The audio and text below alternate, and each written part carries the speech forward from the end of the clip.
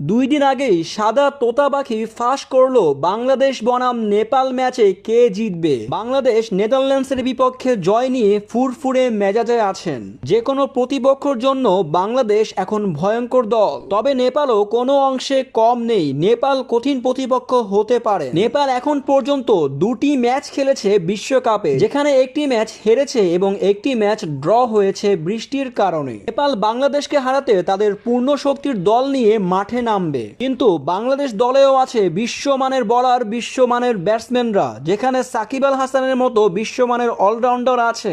বাংলাদেশ বনাম নেপালের ম্যাচ নিয়ে জ্যোতিষী করলেন সাদা তোতা, যেখানে পাখিটির সামনে দুই দেশের পতাকা রাখা ছিল, তবে পাখিটি বাংলাদেশের পতাকাকে বেছে নেয়। তবে কি বাংলাদেশ নেপালের সাথে জিতবে? এমনটাই দেখা গেছে। বাংলাদেশ নেপালকে ছোট দল মনে না করে তাদের পূর্ণ শক্তির দল নিয়ে মাঠে নামবে নেপালকে হারাতে। বিশ্বকাপে কোনো দলই ছোট নয়, সমানে সমানে লড়াই করতে হবে বাংলাদেশকে নেপালকে হারাতে।